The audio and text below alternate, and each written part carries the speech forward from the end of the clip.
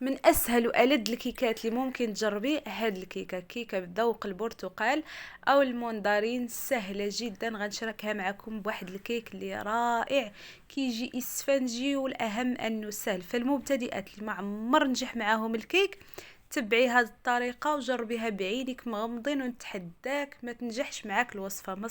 وصفه مضبوطه 100%. اولا ناخدو كأس الخلاط اللي نوضعوا فيه 4 حبات من البيض، والبيض دائما يفضل يكون من الحجم الكبير. اذا كان داك البيض صغير ممكن توضعوا 5 بيضات.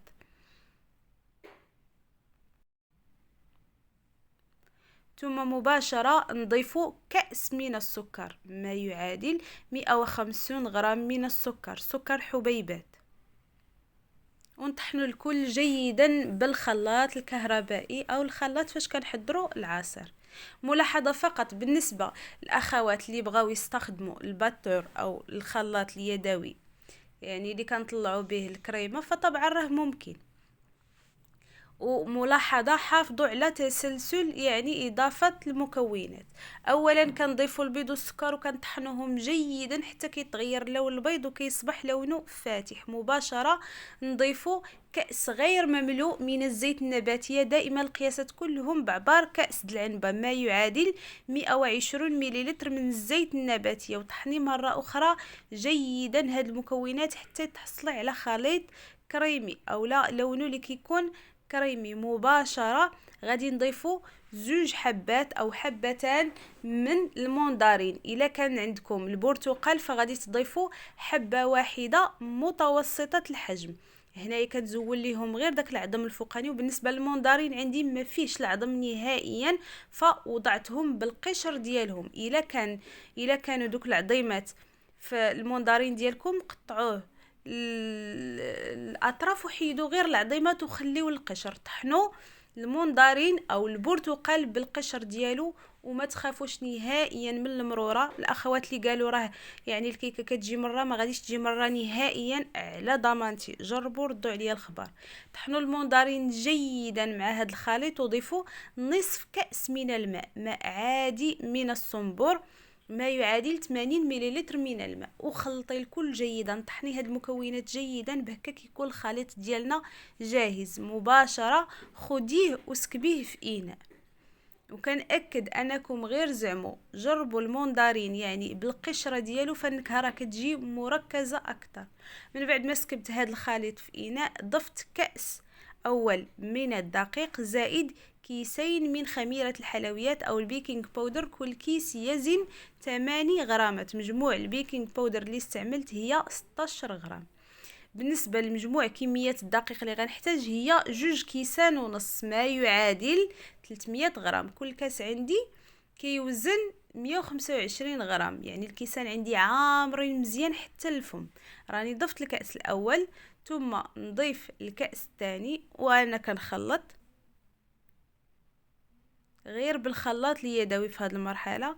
ومباشره نضيف نصف الكأس الثالث، غير النصف ديالو، ونخلط مره اخرى. وهكا كنكونوا تحصلنا على الكيك ديالنا او خليط الكيك جاهز. كآخر مرحلة نضيف ملعقة صغيرة من الخل أو عصير الليمون الحامض اللي توفر عندكم، ونخلطو جيدا أي نوع خل. وهكا كيكون خليط الكيك ديالنا جاهز. مباشرة نسكبوه في القالب، أي قالب توفر عندكم، ماشي بالضرورة هذا الشكل، أي قالب توفر عندكم، فقط دهنوه جيدا بالزبدة. ونسكبوا خليط الكيك ديالنا وندخلوه. طريقه الطياب فبالنسبه ليا ما كنسخنش الفران قبل، كنشعل العافيه غير من التحت، والكيكه والقالب كنوضعو في الصينيه في الرف الوسط، ونخليه حتى كيبدا يعني يبداو الجوانب يتحمروا، عاد كنشعل عليه من الفوق على درجه حراره 180. اللي عندها فران الغاز درجه حراره مهيله. وهكا كيكون الكيك ديالنا جاهز. شوفوا ما شاء الله راه كيجي يسفنجي بحال الجينواز وخفيف، وكتجي فيه نكهه البرتقال مركزه. مباشره نمروا للكريمه. نحتاج فيها كأس من الماء، دائما القياسات بكأس العنبه، و3 الكيسان ديال العصير، 3 كؤوس من عصير البرتقال. انا استعملت غير الموندارين. ونضيف ايضا 3 ملاعق كبيره من نشا او المايزينا، نشا الذره او المايزينا. ونخلط مرة أخرى 3 ملاعق كبيرة مملوءة جيدا. ونضيف أيضا علبة واحدة من الفلون أو الكريم كراميل. بالنسبه للاخوات اللي عندهم الفلون، يعني ديك العلبه اللي كتكون كبيره، فغادي توضعوا ملعقه واحده من الفلون. ثم نضيفوا السكر دائما على حسب الذوق. ضفت 3 ملاعق من السكر، وضعت الكل فوق النار مع التحريك المستمر حتى وصل الخليط لمرحله الغليان. تركته كيغلي دقيقه واحده مباشره، خديته وغادي نسكبوه في نفس القالب اللي طيبنا فيه الكيك. اي قالب، داك القالب اللي طيبتو فيه الكيك كتغسلوه جيدا وكتدهنوه دهنه خفيفه بالزيت النباتي، ثم كتسكبوا فيه الخليط وهو لازال ساخن، ومباشره غادي نوضع فوقه الكيك اللي كيكون بارد طبعا اللي طيبناه مسبقا. وكنحاول اني نضغط عليه فقط حتى كتطلع ليا الكريمه من الجوانب.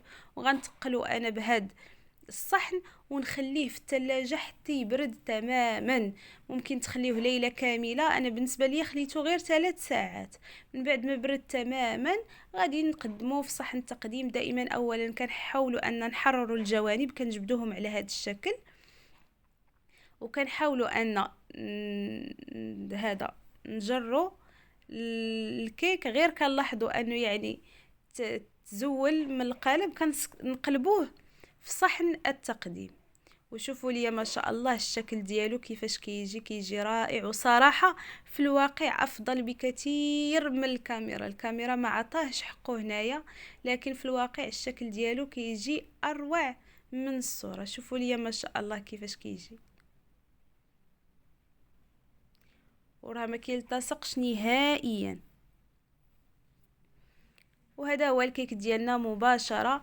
نزينوه تزيين لكم الحريه. انا غنزينو بقطع من الموندارين، وانتم زينوا باللي بغيتو. واكيد قبل ما نقفل الفيديو غادي نقطع لكم قطعه تشوفوا القوام ديال الكيك كيفاش كيجي اسفنجي وكيجي رائع. وملاحظه فقط، اللي بغات تحضر الكيك بدون كريمه، يعني تحضروا غير كيك عادي، تجرب هذه الوصفه على ضمانتي. جربي الوصفه وتفكريني.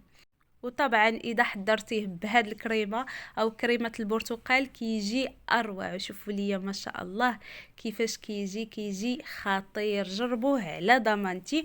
بهكا ما بقى لي الا نضرب لكم موعد فيديو وصفه قادمه ان شاء الله. دائما لاي استفسار واي تساؤل عندكم يكفي تكتبوه لي في التعليق، وغادي نكون سعيده اني نجاوب على استفساراتكم.